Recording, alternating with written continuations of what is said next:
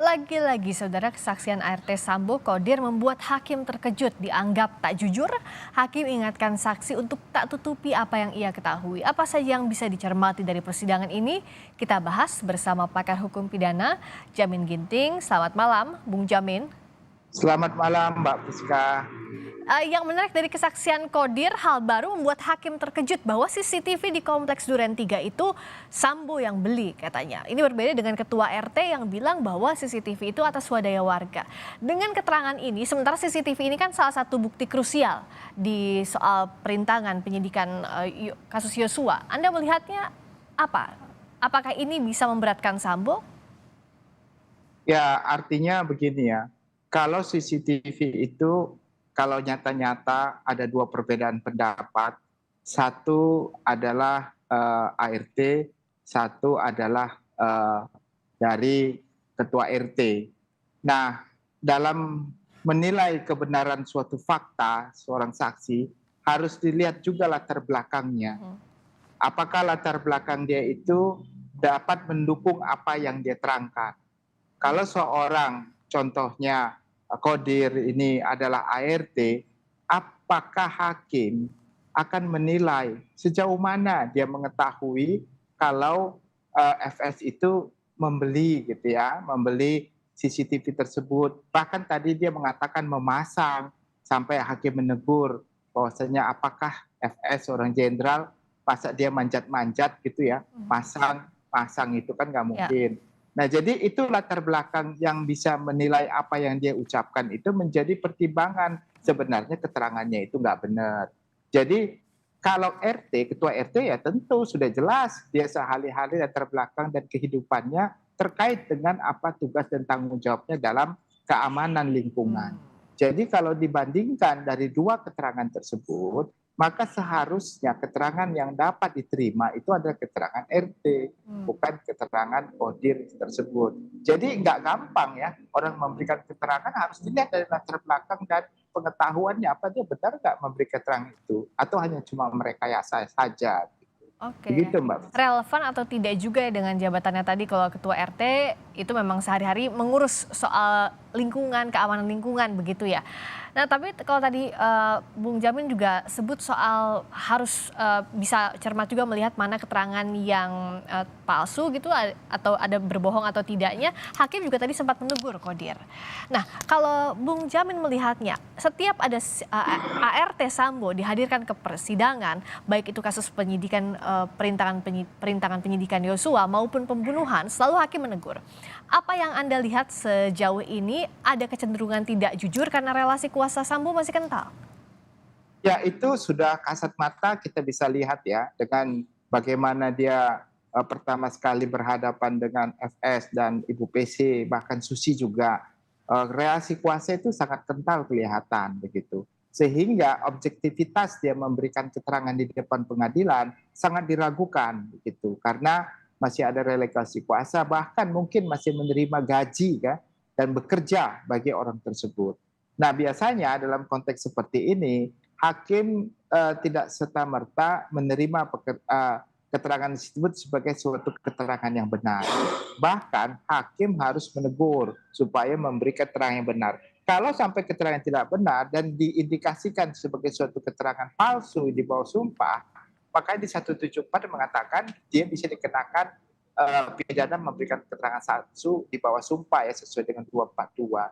Nah, itulah sebenarnya yang sangat kita sayangkan dari awal, harusnya hakim menerapkan pasal tersebut. Saya bisa memahami mungkin karena Susi dan Kodir masih dibutuhkan keterangannya Oke. untuk sidang-sidang selanjutnya, sehingga masih bisa ditetapkan atau dibiarkan untuk menjadi saksi. Ya nggak tahulah setelah ini apakah nanti penerapan pasal 174 itu benar-benar diterapkan oleh hakim begitu Mbak Friska. Sejauh ini memang penerapan pasal 174 sudah berjalan tegaskah di setiap persidangan atau kasus-kasus lainnya, Bung Jamin? Alternatifnya banyak ya.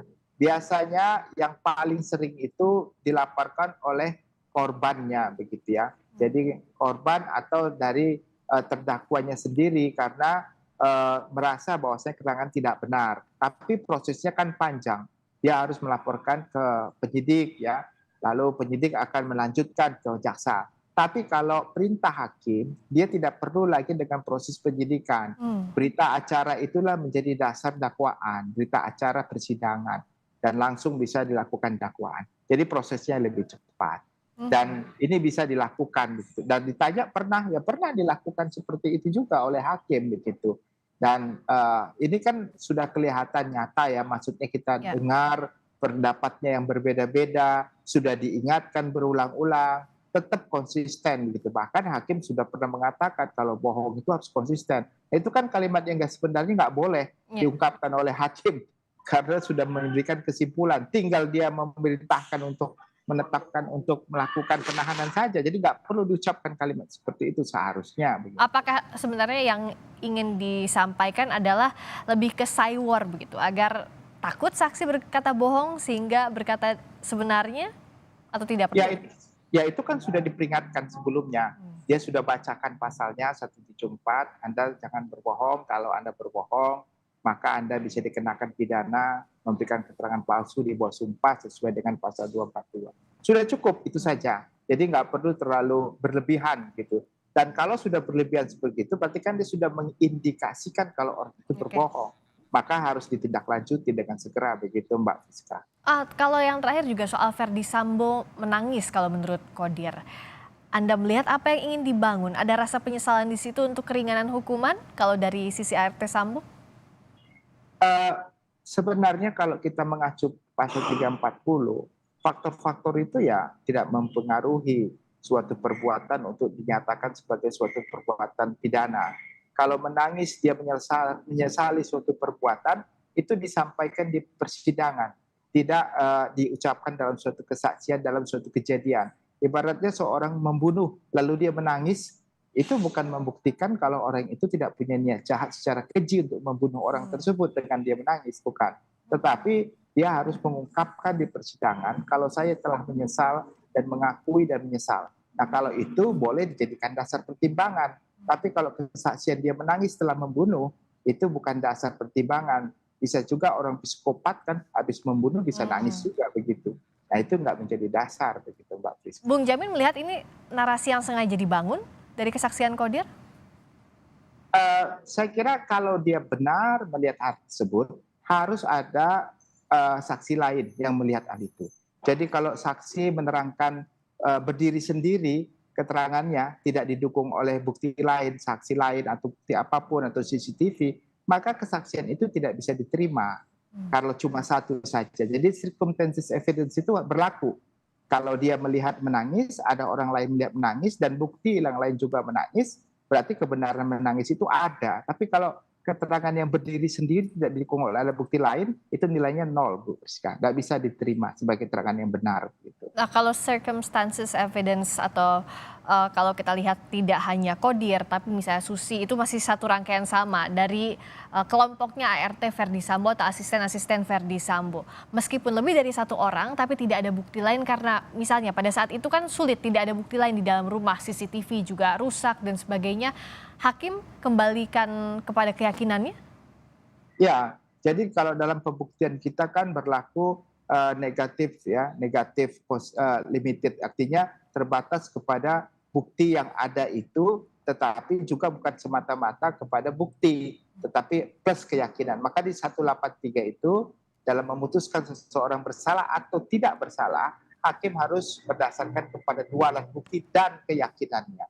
Nah, jadi juga keyakinan itu nggak bisa dibangun dari keyakinan semata-mata, tapi diambil juga dari bukti tadi. Nah, kalau nanti hakim menilai bahwasannya dia yakin keterangannya itu benar, maka itu dijadikan dasar bahwasannya ada kejadian tersebut. Begitu. Tapi kalau dia nggak yakin atas keterangan bukti-bukti tersebut, dia bisa juga mengatakan tidak benar, dia itu menangis hanya karangan-karangan dari saksi saja. Begitu. Dan tidak akan dimasukkan dalam pertimbangannya. Begitu. Yang saat ini terus diuji adalah alat bukti, minimal 2 alat bukti, termasuk keyakinan hakim untuk menentukan siapa-siapa saja yang bersalah dan apa saja sanksinya. Terima kasih Bung Jamin Ginting, pakar hukum pidana sudah bergabung di Sapa Indonesia Malam.